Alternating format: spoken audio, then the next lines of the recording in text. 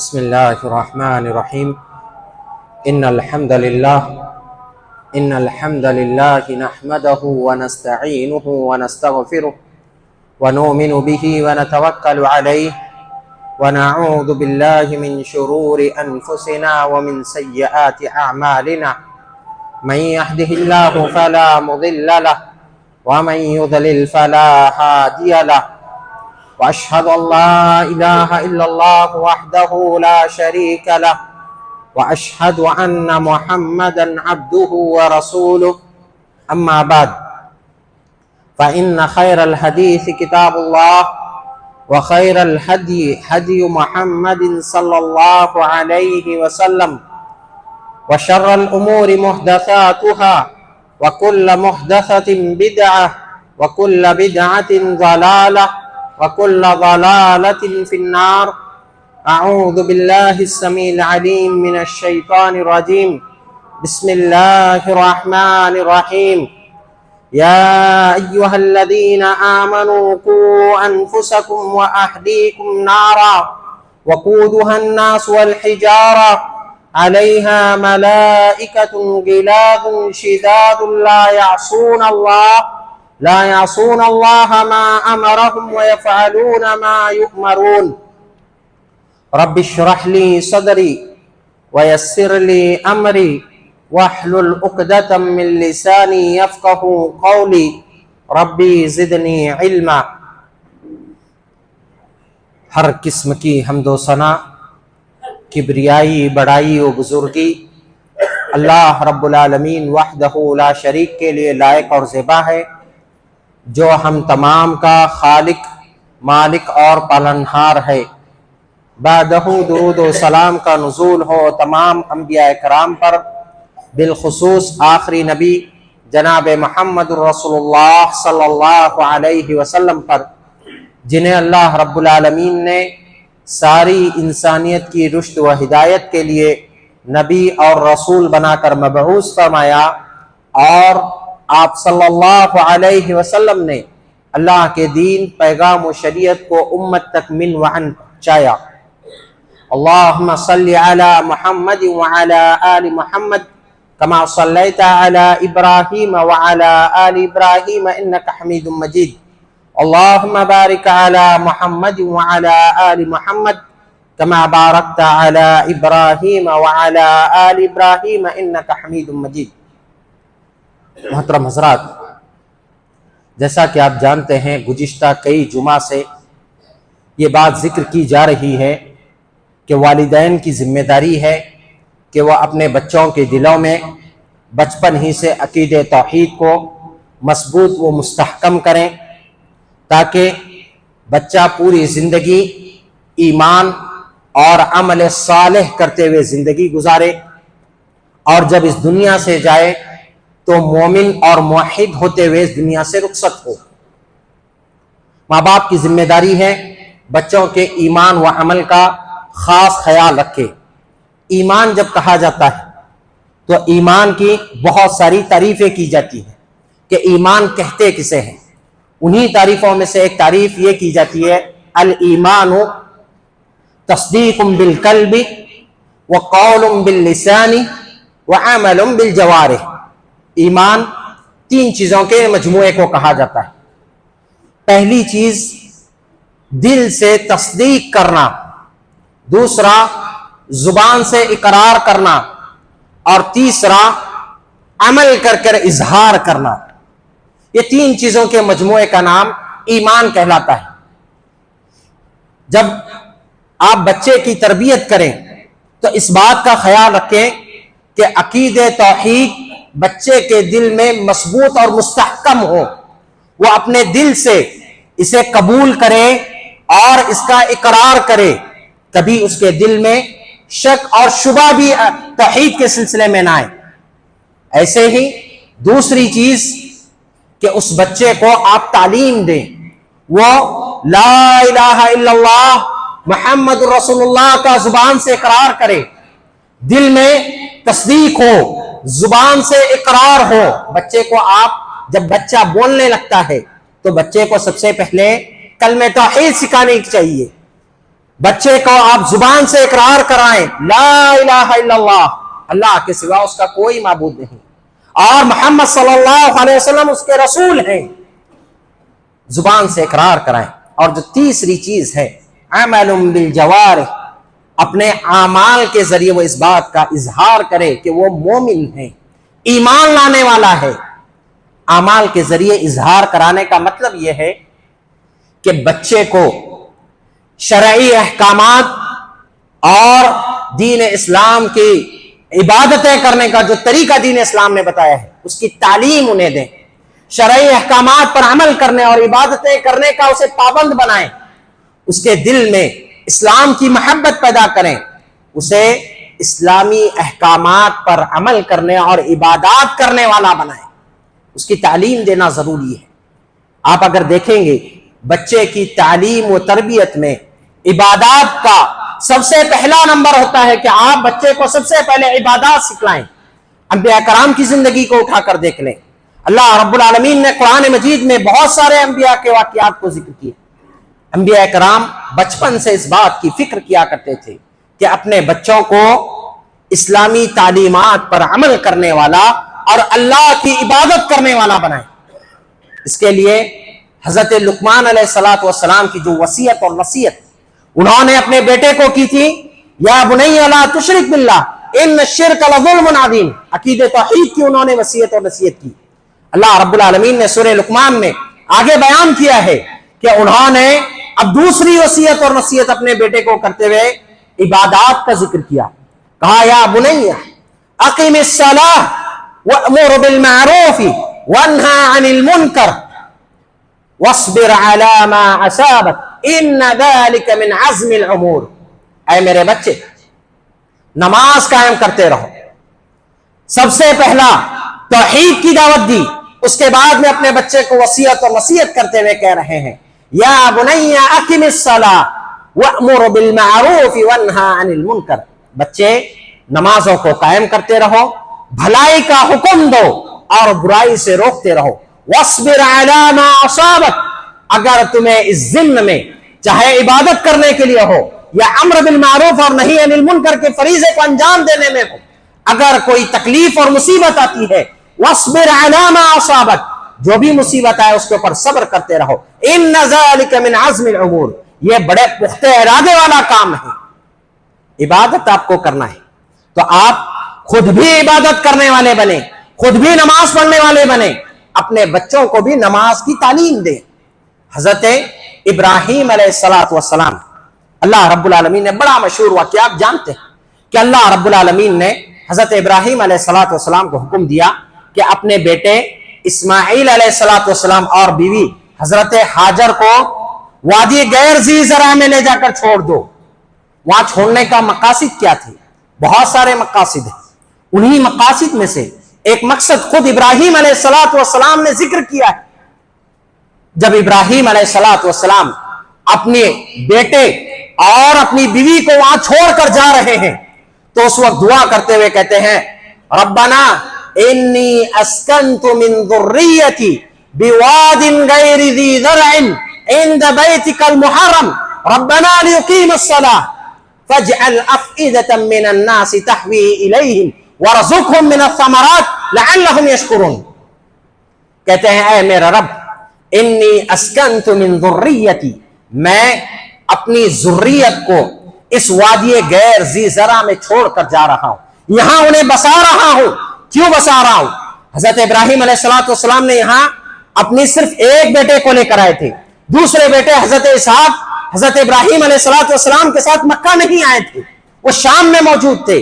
حضرت ابراہیم علیہ السلام کہتے ہیں ربنا انی اسکنت من ذریتی بواد غیر ذی زرع، اے اللہ میری ایک ذریت کو میں اس وادی غیر ذی زرع میں اس لیے بسا رہا ہوں، ربنا اے میرے رب لیقیم الصلاۃ، تاکہ یہ نماز قائم کرنے والا ہو جائے، فاجعل افئدة من الناس تهوی الیہم وارزقهم من الثمرات، لوگوں کو اس طرف پھیر دے، لوگوں کو اس طرف اللہ پھیر دے اور یہاں بسنے والوں کو رزق عطا فرما، لعلہم یشکرون، شاید کہ وہ شکر ادا کرنے والے ہوتے۔ حضرت ابراہیم علیہ السلام نے جب حضرت اسماعیل علیہ السلام کو مکہ مکرمہ میں خانہ کعبہ کے پاس چھوڑ کر جا رہے تھے، اس وقت ان کی عمر کتنی تھی آپ جانتے ہیں؟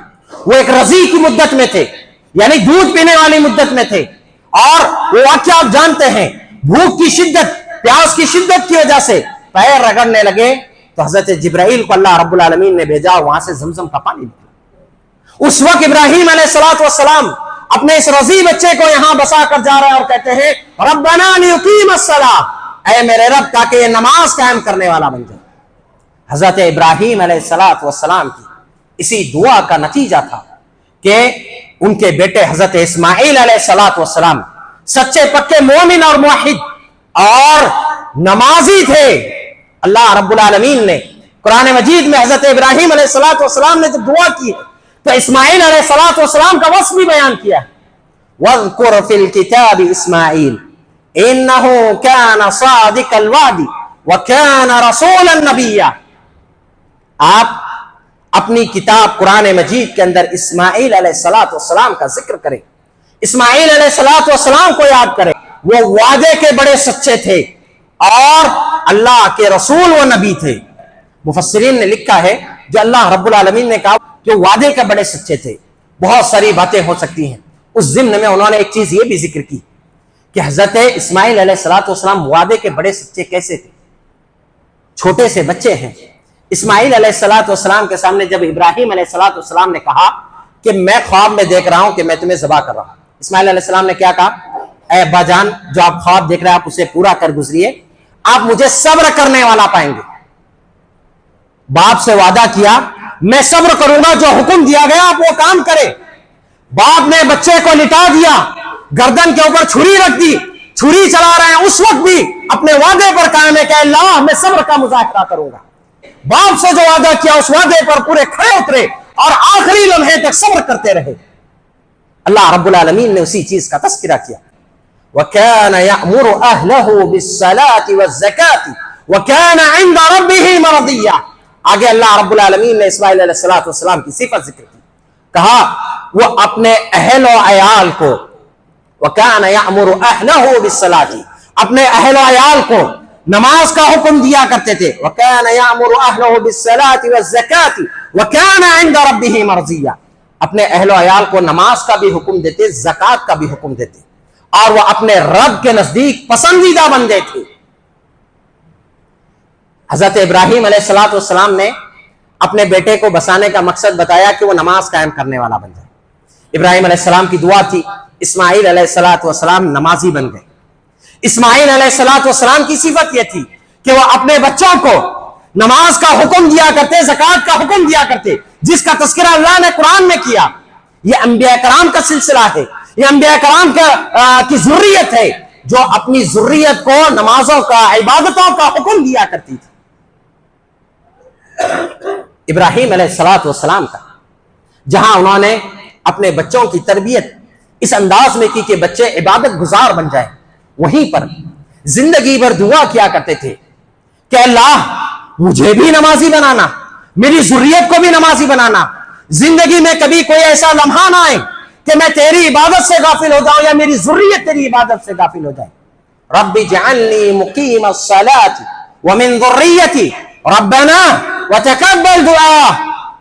حضرت ابراہیم علیہ السلام دعا کرتے ہوئے کہتے ہیں اے میرے رب اجعلنی مقیم الصلاۃ، اے میرے رب مجھے نماز قائم کرنے والا بنا، اور ومن ذریتی، اور میری ذریت کو نماز قائم کرنے والا بنا، ربنا وتقبل دعا، اے میرے رب میری اس دعا کو قبول فرما لے۔ ابراہیم علیہ السلام تربیت اس انداز میں، اس کے بعد میں اگر ذریت کو دیکھیں، ذریت بھی اپنی ذریت کو، اسماعیل علیہ السلام بھی اپنی اولاد کو نمازوں کا حکم دے رہے ہیں، ساتھ ہی ساتھ زندگی بھر دعا کر رہے ہیں کہ اللہ مجھے اپنی عبادتوں پر قائم و دائم رکھیں۔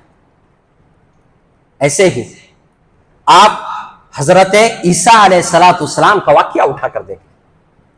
حضرت عیسیٰ علیہ السلام کو اللہ رب العالمین نے بغیر باپ کے پیدا کیا۔ جب حضرت مریم علیہ السلام نے حضرت عیسیٰ علیہ السلام کو جنا، لوگ بہت ساری باتیں کرنے لگے۔ قرآن میں اللہ رب العالمین نے تفصیل سے اس کا تذکرہ کیا سورہ مریم کے اندر، لوگ بہت ساری باتیں کرنے لگے حضرت مریم سے کہنے لگے کہ اے مریم، تمہارا باپ ایک نیک آدمی تھا، تمہاری ماں کوئی بد کردار نہیں تھی، پھر تم اس بچے کو کہاں سے لے کر آئے؟ اللہ رب العالمین نے حضرت مریم علیہ السلام کو حکم دیا تھا کہ تم کوئی گفتگو نہ کرنا، جب لوگ سوال کریں اس بچے کی طرف اشارہ کرنا۔ انہوں نے اس بچے کی طرف جو حضرت عیسیٰ علیہ السلام ابھی اپنی ماں کے گود میں ہیں، چھوٹی سی مدت اور چھوٹی سی عمر ہے، جب بچے کی طرف اشارہ کیا تو اس بچے نے ماں کی گود میں گفتگو کی۔ حضرت عیسیٰ علیہ السلام نے ماں کی گود میں گفتگو کی، کہا قال انی عبد اللہ آتانی الکتاب وجعلنی نبیا، کہا میں اللہ کا بندہ ہوں اور اللہ رب العالمین نے مجھے کتاب عطا کی ہے، وجعلنی نبیا، اور مجھے نبی بنایا ہے۔ یعنی ابھی تو میں رضی ہوں، لیکن اللہ نے یہ طے کر دیا ہے کہ مجھے آسمانی کتاب انجیل دی جائے گی اور مجھے نبی بنایا جائے گا۔ آگے اور بیان کرتے ہیں، وَجَعَلَنِي مُبَارَكًا أَيْنَمَا كُنْتُ وَأَوْصَانِي بِالصَّلَاةِ وَالزَّكَاةِ مَا دُمْتُ حَيًّا، اور میرے رب نے مجھے، میں جہاں کہیں بھی رہوں، مجھے مبارک بنایا ہے۔ وَأَوْصَانِي بِالصَّلَاةِ وَالزَّكَاةِ مَا دُمْتُ حَيًّا، اور میرے رب نے مجھے وصیت کی ہے کہ میں نماز اور زکوٰۃ ہمیشہ ادا کرتا رہوں، نمازیں ہمیشہ پڑھتا رہوں، زکوٰۃ ہمیشہ ادا کرتا رہوں۔ کب تک؟ ما دمت حیا، جب تک میں زندہ رہوں۔ کون یہ بات ذکر کر رہے ہیں؟ وہ بچے جو ابھی رضیع ہیں، ماں کے گود میں ہیں، اس وقت یہ بات بیان کر رہے ہیں کہ اللہ رب العالمین نے مجھے یہ وصیت اور نصیحت کی ہے کہ میں مرتے دم تک نمازیں پڑھتا رہوں اور زکوٰۃ ادا کرتا رہوں۔ وَبَرًّا بِوَالِدَتِي، اور مجھے حکم دیا گیا کہ میں اپنی والدہ کے ساتھ حسن سلوک کروں، مجھے شقی اور سخت دل نہیں بنایا گیا ہے یا بدبخت نہیں بنایا گیا۔ وَلَمْ يَجْعَلْنِي جَبَّارًا شَقِيًّا، مجھے بدبخت نہیں بنایا گیا بلکہ مجھے ایک اچھا انسان بنایا گیا۔ میرے بھائی، پتہ یہ چلا کہ انبیاء کرام اپنے بچوں کی تربیت میں بچپن ہی سے اس بات کا خیال رکھتے تھے کہ انہیں نیک اور صالح بنائیں، انہیں عبادتوں کا حکم دیں، نمازوں کا حکم دیں۔ اسی لیے اللہ رب العالمین نے بھی اللہ کے نبی صلی اللہ علیہ وسلم کو حکم دیتے ہوئے بیان فرمایا، وَأْمُرْ أَهْلَكَ بِالصَّلَاةِ وَاصْطَبِرْ عَلَيْهَا، آپ اپنے اہل کو نماز کا حکم دیتے رہو اور اس پر جم جاؤ۔ ہم آپ سے رزق کا سوال نہیں کرتے ہیں بلکہ ہم خود رزق دینے والے ہیں۔ اللہ رب العالمین نے کہا اللہ کے نبی سے کہ اے نبی، اپنے اہل و عیال کو، اپنے بیوی کو اور اپنے بچوں کو بچپن ہی سے نماز کا آپ حکم دیں، نماز کی تعلیم دیں اور اس پر جم جائیں۔ اسی لیے اللہ کے نبی صلی اللہ علیہ وسلم نے امت کو حکم دیتے ہوئے بیان فرمایا، عن عمرو بن شعیب عن ابیہ عن جدہ قال قال رسول اللہ صلی اللہ علیہ وسلم مروا اولادکم بالصلاة وهم ابناء 7 سنین وضربوهم علیها وهم ابناء 10 وفرقوا بینهم فی المضاجع۔ اللہ کے نبی کہتے ہیں، لوگوں اپنے بچوں کو نماز کا حکم دو جب وہ 7 سال کے ہو جائیں، وضربوهم علیها، اور جب وہ 10 سال کے ہو جائیں نماز نہ پڑھے تو آپ انہیں مارو ہلکی پھلکی۔ یہ جو نماز پڑھنے کا حکم دیا گیا 7 سال میں اور 10 سال میں، جبکہ بچہ شریعت کا مکلف نہیں ہوتا ہے، پھر یہ حکم کیوں دیا گیا؟ یہ حکم تعلیم و تربیت کے لیے دیا گیا ہے تاکہ بچے کو عبادات کا عادی بنایا جائے، اس کے اندر عبادات کا شوق پیدا کیا جائے۔ ورنہ بچہ شریعت کا بھی مکلف نہیں ہے، جب تک بلوغت کو نہیں پہنچتا شریعت کا مکلف نہیں ہوتا ہے، لیکن اس کے باوجود اللہ کے نبی نے کہا 7 سال کا ہو جائے تو بچے کو نماز پڑھنے کا حکم دے، 10 سال کا ہو جائے تو نماز نہ پڑھنے پر تربیت کے اعتبار سے ہلکی پھلکی مار ماری جا سکتی۔ ایسے ہی بچوں کی تربیت کا خیال ہر حال میں رکھنا چاہیے۔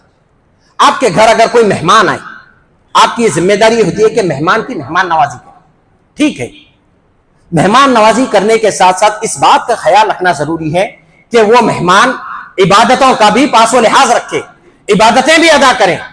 یہ تو اس مہمان کے سلسلے میں ہوا جو شریعت کا مکلف ہے. لیکن اگر آپ کے گھر کوئی بچہ مہمان بن کر آئے جو ابھی بلوغت کو نہیں پہنچا ہے, بچہ مہمان بن کر آئے, اس بچے کے بھی آپ تربیت کا خیال رکھتے ہوئے اس بات کا خیال رکھیں کہ اس بچے نے نماز ادا کی ہے یا نہیں کی. حضرت عبداللہ ابن عباس رضی اللہ عنہما بیان کرتے ہیں, بِتُّ عِنْدَ خَالَةِ مَيْمُونَةَ فَجَاءَ رَسُولُ اللَّهِ صلی اللہ علیہ وسلم بعد ما مسح. کہتے ہیں حضرت عبداللہ ابن عباس رضی اللہ عنہما, میں نے ایک رات اپنے خالہ حضرت میمونہ کے گھر میں گزاری. حضرت میمونہ رضی اللہ عنہا اللہ کے نبی صلی اللہ علیہ وسلم کی زوجہ مطہرہ. حضرت عبداللہ ابن عباس کہتے ہیں ایک رات میں اپنے خالہ کے گھر وہاں گزارنے کے لیے گیا اور رات میں نے وہاں قیام کیا. فجاء رسول اللہ صلی اللہ علیہ وسلم بعد ما مسح. اللہ کے نبی صلی اللہ علیہ وسلم عشاء کی نماز کے بعد میں رات میں گھر آئے. اللہ کے نبی نے مجھے گھر میں دیکھا تو اللہ کے نبی نے پوچھا, فقال اصل الغلام, کیا اس بچے نے نماز ادا کی ہے؟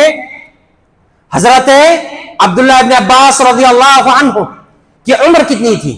احادیث میں آتا ہے, اس سے پہلے بھی میں نے یہ بات بیان کی تھی, جب اللہ کے نبی صلی اللہ علیہ وسلم کا انتقال ہوا, بعض روایتوں میں حضرت عبداللہ ابن عباس رضی اللہ عنہما کی عمر اس وقت 10 سال کی تھی, بعض روایتوں میں 13 سال کی تھی, اور بعض روایتوں میں 15 سال کی تھی. کب؟ جب اللہ کے نبی صلی اللہ علیہ وسلم کا انتقال ہوا, اس وقت کی یہ بات ہے. حضرت عبداللہ ابن عباس رضی اللہ عنہما اپنی خالہ حضرت میمونہ کے گھر میں رات گزارنے کے لیے آئے ہوئے ہیں, تو ظاہر سی بات ہے کہ ان کی عمر 15 سال سے کم ہی. اللہ کے نبی صلی اللہ علیہ وسلم نے جب اس بچے کو دیکھا تو حضرت میمونہ سے گھر والوں سے پوچھا, اصل الغلام, کیا اس بچے نے نماز پڑھی ہے؟ قالوا نعم. تو گھر والوں نے کہا کہ ہاں بچے نے نماز ادا کی.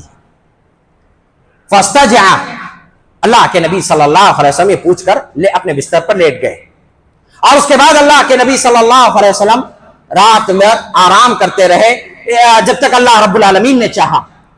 فقام, اس کے بعد اللہ کے نبی اٹھے, فتوضا, اور آپ صلی اللہ علیہ وسلم نے وضو کیا اور آپ نے نماز ادا کی. کہتے ہیں کہ 7 رکعت یا 5 رکعت اللہ کے نبی نے وتر ادا کی, اور آپ نے سلام صرف آخری تشہد میں بیٹھ کر آپ نے سلام پھیرا.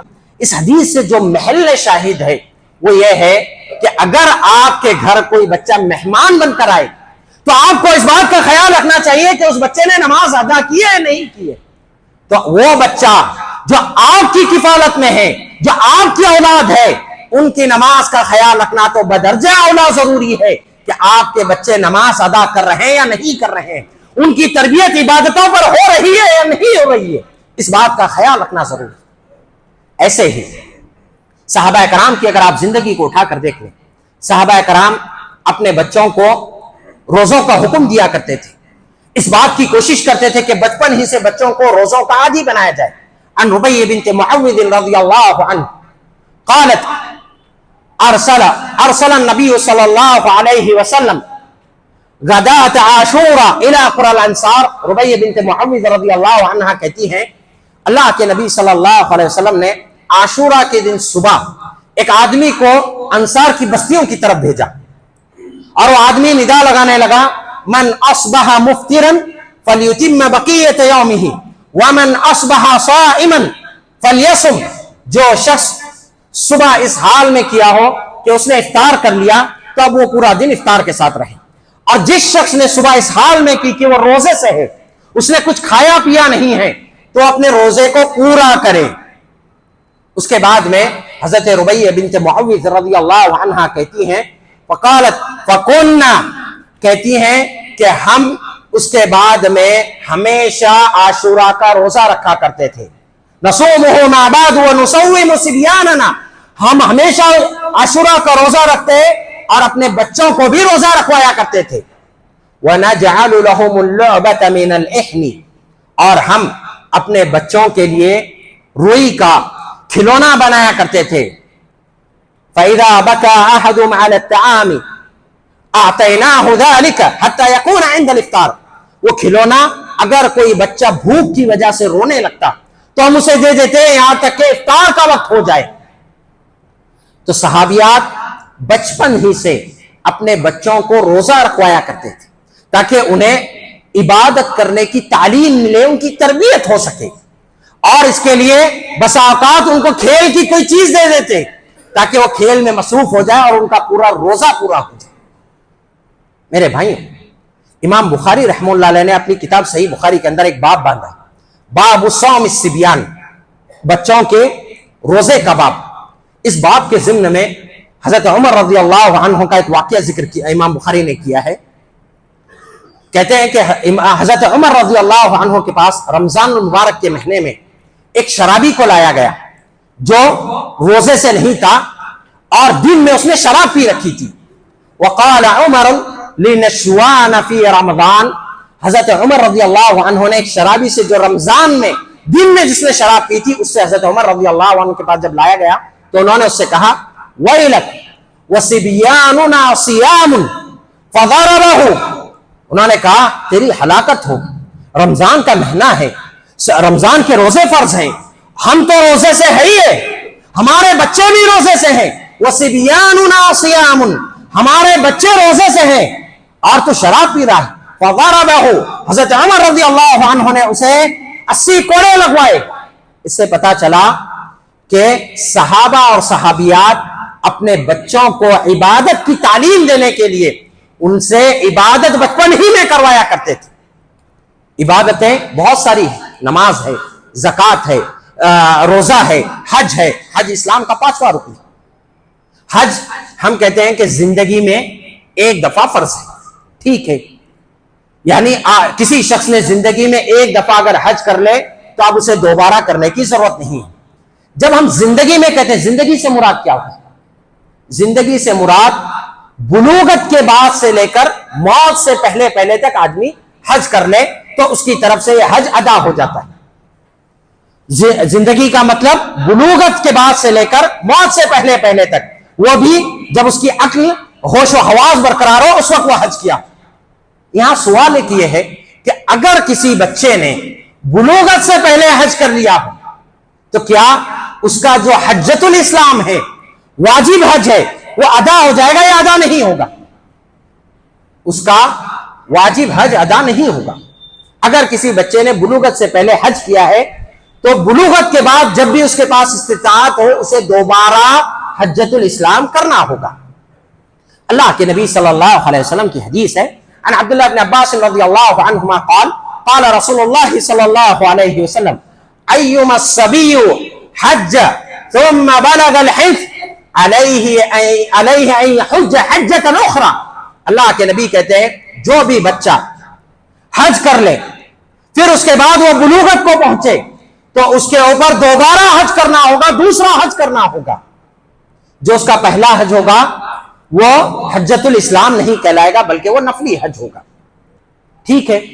اس کے باوجود جب حج زندگی میں ایک دفعہ فرض ہے، پہلے کر لے تب بھی دوبارہ کرنا ہوگا اگر بچپن میں کوئی کرتا ہے، اس کے باوجود صحابہ کرام اپنے بچوں کو بچپن میں حج کرایا کرتے۔ حضرت سعید بن یزید رضی اللہ عنہ بیان کرتے ہیں میں نے اللہ کے نبی صلی اللہ علیہ وسلم کے ساتھ حج کیا اور میں 7 سال کا تھا۔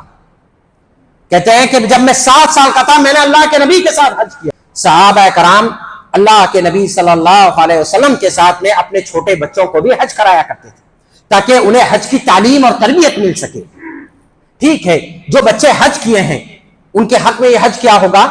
یہ نفل ہوگا، فرض حج نہیں ہوگا، حجۃ الاسلام نہیں ہوگا، انہیں بعد میں دوبارہ کرنا پڑے گا۔ تو اب ان بچوں نے جو حج کیا ہے انہیں اس کا اجر ملے گا یا اجر نہیں ملے گا؟ یقیناً انہیں اجر ملے گا، لیکن حجۃ الاسلام کا اجر نہیں ملے گا بلکہ نفلی حج کا اجر ملے گا، اور ایسے ہی ان کے والدین کو بھی اس کا اجر ملے گا۔ حضرت عبداللہ ابن عباس رضی اللہ عنہما ہی کہتے ہیں کہ رسول اللہ صلی اللہ علیہ وسلم کی ملاقات کچھ سوار لوگوں کے ساتھ میں بھی مقام روحا کے اوپر اللہ کے نبی صلی اللہ علیہ وسلم کی ملاقات کچھ سواروں کے ساتھ میں بھی، تو اللہ کے نبی نے پوچھا من القوم، یہ کون لوگ ہیں؟ فقالوا، تو انہوں نے کہا المسلمون، اللہ کے نبی ہم مسلمان ہیں۔ جب انہوں نے یہ کہا تو پھر اس کے بعد میں ان لوگوں نے پوچھا من انت، آپ کون ہیں؟ مسلمان تھے، دوسرے بستی سے آئے ہوئے تھے، اللہ کے نبی کو پہچانتے نہیں تھے۔ اللہ کے نبی سے پوچھا آپ کون ہیں؟ اللہ کے نبی نے فرمایا رسول اللہ، میں اللہ کا رسول ہوں۔ فرافت الیہ امرأۃ صبیا، تو ایک عورت نے اپنے ایک چھوٹے سے بچے کو اللہ کے نبی کی طرف اٹھایا اور اللہ کے نبی سے پوچھا الہذا علیہ حج، اللہ کے نبی کیا اس کے اوپر حج ہے؟ فقال نعم ولک اجر، تو اللہ کے نبی نے کہا ہاں، اگر کر سکتا ہے یہ بچہ، آپ اسے اگر اس بچے کو لے جا سکتے ہیں اور حج کروا سکتے ہیں تو حج کروائے، وَلَكِ أَجْرٌ، اور اللہ رب العالمین اس کا تمہیں اجر عطا کرے گا۔ تو بچوں کو بھی تعلیم و تربیت کے اعتبار سے حج کرایا جا سکتا ہے، ماں باپ کو بھی اجر ملے گا اور بچے کو بھی نفلی اجر ملے گا۔ لہذا بچوں کی تعلیم و تربیت میں یہ بات بہت ضروری ہے کہ بچپن سے بچوں کو عبادتوں کا عادی بنائیں، نمازوں کا حکم دیں، روزے انہیں رکھوائیں، اگر استطاعت ہو، طاقت اور قوت اگر رکھتے ہیں انہیں حج کرائیں، عمرہ کرائیں، تاکہ ان کی تعلیم اور تربیت اس پر ہو سکے، اور جب وہ بلوغت کو پہنچے تو ان عبادتوں کو شوق کے ساتھ، جذبے کے ساتھ ادا کریں۔ یہ ماں باپ کی ذمہ داری ہے۔ اللہ رب العالمین سے دعا ہے اللہ تعالی ہمیں نیک عمل کرنے کی توفیق عطا فرمائے۔ اے اللہ ہم میں جو بیمار ہیں انہیں شفاء کاملہ عاجلہ نصیب فرما۔ اے اللہ جو قرض دار ہیں ان کے قرض کا سامان جلد اجل مہیا فرما۔ جب تک اس دنیا میں زندہ رکھ، دین اسلام پر زندہ رکھ، خاتمہ ہو تو توحید پر خاتمہ ہو اور زبان پر کلمہ توحید جاری ہو۔ آمین۔ وآخر دعوانا ان الحمد للہ رب العالمین۔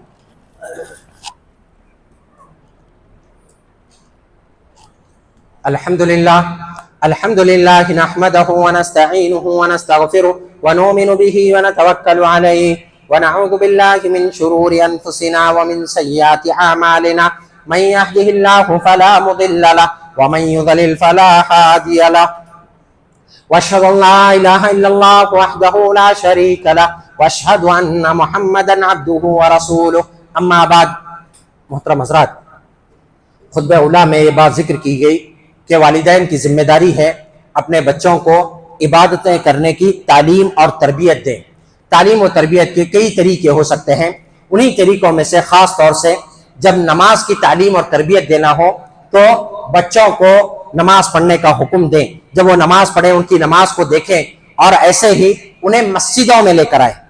مسجدوں میں بچوں کو لایا جا سکتا ہے، اس کے کچھ مسائل ہیں، کچھ احکامات ہیں، اسے مختصر انداز میں انشاءاللہ بیان کیا جائے گا۔ بچوں کو مسجد میں اللہ کے نبی صلی اللہ علیہ وسلم کے دور میں بھی صحابہ اور صحابیات لایا کرتے تھے، جیسا کہ بہت ساری اس سلسلے میں دلیلیں ملتی ہیں۔ خود اللہ کے نبی صلی اللہ علیہ وسلم حضرت امامہ بنت زینب رضی اللہ عنہا کو اپنے گود میں اٹھا کر نماز پڑھا کرتے تھے۔ حضرت حسن اور حسین رضی اللہ عنہ، اللہ کے نبی جب نماز پڑھاتے تو آپ صلی اللہ علیہ وسلم کے کندھوں کے اوپر چلا کرتے تھے اور کھیلا کرتے تھے۔ ایسے ہی بہت ساری دلیلیں موجود ہیں۔ اللہ کے نبی نے خود بیان فرمایا کہ جب میں نماز پڑھاتا ہوں بسا اوقات بچوں کے رونے کی آواز آتی ہے تو اس کی وجہ سے میں نماز کو مختصر کر دیتا ہوں تاکہ اس کی ماں مشقت میں نہ پڑ جائے۔ تو یہ کچھ ادلہ ہیں جن کی بنیاد پر یہ کہا جا سکتا ہے کہ بچے مسجد میں تو آ سکتے ہیں۔ بچے جو مسجد میں آتے ہیں وہ ہم انہیں دو حصوں میں تقسیم کر سکتے ہیں۔ ایک وہ جو 7 سال سے کم عمر کے ہیں، 7 سال سے چھوٹے ہیں، کیونکہ شریعت نے بچوں کو جو نماز کا حکم دیا ہے وہ 7 سال کی عمر میں، تو وہ بچے جو 7 سال سے چھوٹی عمر کے ہیں ان کا حکم الگ ہے، اور وہ بچے جو 7 سال سے اوپر کے ہو جائیں یا وہ جو تھوڑا سا ممیز ہو جائیں، یعنی صحیح غلط، کیا کرنا چاہیے کیا نہیں کرنا چاہیے اس کی تمیز انہیں آ جائے، تو ان بچوں کا حکم الگ ہے۔ وہ بچے جو 7 سال سے چھوٹی عمر کے ہیں، جنہیں تمیز نہیں ہے، جو سمجھتے نہیں کہ نماز میں کرنا کیا ہے، ایسے بچوں کو مسجد میں تو لایا جا سکتا ہے، لیکن اگر یہ بچے دیگر مصلیوں کے اذیت اور تکلیف پہنچانے کا ذریعہ بن رہے ہیں، جس کی وجہ سے دیگر مصلیوں کی نماز میں مشقت پیدا ہو رہی ہے، تو ایسی صورت میں ان بچوں کو مسجد میں لانے سے والدین کی یا سرپرستوں کی ذمہ داری ہے کہ وہ گریز کریں، کیونکہ شریعت نے انہیں نماز پڑھانے کا جو حکم دیا وہ 7 سال کی عمر میں دیا، 7 سال سے پہلے نہیں دیا ہے۔ تو آپ اگر ایسے بچوں کو مسجد میں لا کر دیگر مصلیوں کو اذیت اور تکلیف پہنچا رہے ہیں تو اس سے گریز کرنا چاہیے۔ ہاں اگر وہ بچہ مسجد میں آتا ہے، تکلیف نہیں پہنچاتا ہے تو اس میں کوئی حرج نہیں ہے، تو ان بچوں کو مسجد میں لایا جا سکتا ہے۔ دوسری صورت، وہ بچے جو 7 سال سے اوپر کے ہوں اور جن کے اندر تھوڑی سی تمیز آ گئی ہو، جو سمجھتے ہو کہ نماز میں شرارت نہیں کرنی چاہیے، گفتگو نہیں کرنی چاہیے، نماز کیسے پڑھنا چاہیے، اگر ممیز بچے ہیں تو وہ مسجد میں آ سکتے ہیں اور نماز پڑھ سکتے ہیں، ٹھیک ہے۔ اب یہ بچے جب مسجد میں آتے ہیں تو بچے مسجد میں کہاں کھڑے ہوں گے؟ صفوں کے درمیان میں کھڑے ہوں گے یا ان کے لیے الگ سے صف بنے گی؟ دیکھیں، سب سے پہلی بات کہ امام کے قریب کون لوگ ہوں گے؟ اللہ کے نبی صلی اللہ علیہ وسلم نے حدیث میں بیان فرمایا، یلینی منکم اولو الاحلام والنہی، میرے قریب تم میں سے جو پڑھے لکھے ہوں، عقل مند ہوں، جو سمجھ رکھتے ہوں، جنہیں علم ہو، وہ لوگ مجھ سے قریب رہیں، تاکہ امام سے اگر کوئی غلطی ہو تو وہ اس غلطی کا ادراک کر سکے اور امام کو لقمہ دے سکے، یا کسی وجہ سے امام نماز مکمل نہ کرا سکے تو آگے بڑھ کر وہ نماز مکمل کرا سکے۔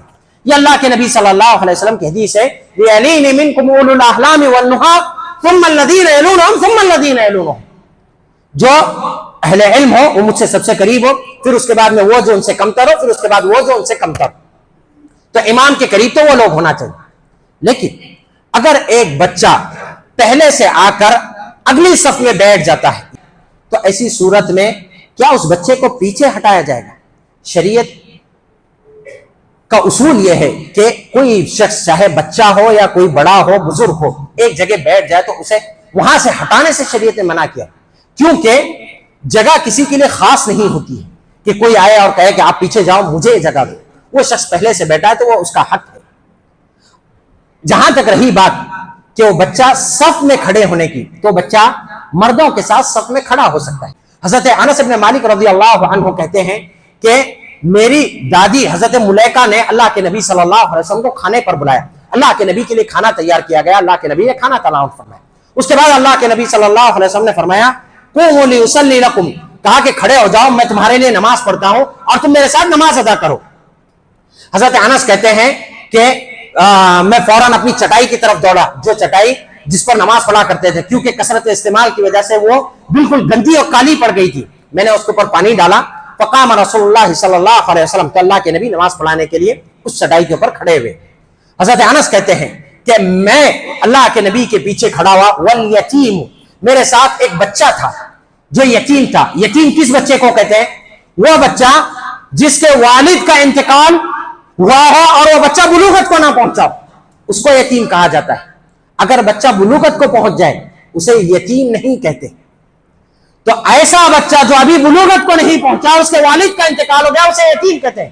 تو حضرت انس رضی اللہ عنہ کہتے ہیں کہ میں اور یتیم نے اللہ کے نبی کے پیچھے صف بنایا، والعجوز من ورائنا، اور جو ہماری دادی تھی بوڑھی خاتون، انہوں نے ہمارے پیچھے صف بنائی۔ اس سے پتا چلا کہ ایک اگر عمر والا شخص ہو اور دوسرا بچہ ہو تو وہ دونوں پیچھے صف بنائیں گے، امام آگے کھڑا ہوگا۔ اور اگر ایک بچہ اور ایک بڑا شخص ہو تو نماز پڑھ رہے ہیں تو کیسے کھڑے ہوں گے؟ جو بڑا شخص ہوگا، بڑی عمر والا، وہ امامت کرے گا، بچہ اس کے دائیں طرف کھڑا ہوگا۔ اس کے بھی ادلہ موجود ہیں۔ حضرت عبداللہ ابن عباس رضی اللہ عنہما ہی کی حدیث ہے، کہتے ہیں کہ میں اللہ کے نبی صلی اللہ علیہ وسلم کے گھر میں رات گزار رہا تھا، اللہ کے نبی رات میں اٹھ کر تہجد کی نماز پڑھنے لگے، میں بھی اٹھا اور میں وضو کر آ کر اللہ کے نبی کے بائیں جانب کھڑا ہو گیا۔ تو اللہ کے نبی نے کیا کیا؟ میرے کان کو پکڑ کے پیچھے سے گھما کے لا کے میرے اپنے دائیں طرف کھڑا کر دیا، جبکہ عبداللہ ابن عباس بچے تھے۔ تو ایسے پتا چلا کہ ایسے بچے جو ممیز ہیں، جو فرق کرنا جانتے ہوں، نماز پڑھنے کا طریقہ جانتے ہوں، وہ مردوں کے ساتھ صف میں کھڑے ہو سکتے ہیں، ان کے لیے الگ سے صف بنانے کی ضرورت نہیں ہے۔ ہاں، اگر ایسے بچے ہیں جو نماز میں خلل پیدا کر رہے ہوں، گرچہ وہ 7 سال سے اوپر کے ہوں، تو تب اسی صورت میں انہیں پیچھے کھڑا کیا جا سکتا ہے، یا اگر کسی سبب سے انہیں صف میں بھی کھڑا کرتے ہیں تو اس میں کوئی حرج نہیں ہے۔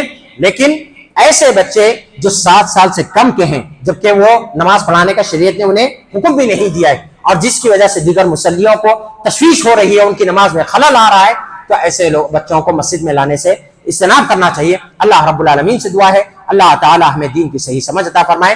ثم امر اللہ سبحانہ وتعالی ان اللہ وملائکتہ یصلون علی النبی یا ایھا الذین آمنوا صلوا علیہ وسلموا تسلیما اللهم صل علی محمد وعلی آل محمد كما صليت على ابراہیم وعلى آل ابراہیم انك حمید مجید اللهم بارک علی محمد وعلى آل محمد كما باركت على ابراہیم وعلى آل ابراہیم انك حمید مجید۔ عباد اللہ رحمنی ورحمکم اللہ، ان اللہ یأمر بالعدل والإحسان وإيتاء ذي القربى وينهى عن الفحشاء والمنكر والبغي يعظكم لعلكم تذكرون واذكروا الله يذكركم ودعوه يستجيب لكم ولذكر الله تعالى أعلى وجل وأهم وأتم وأكبر۔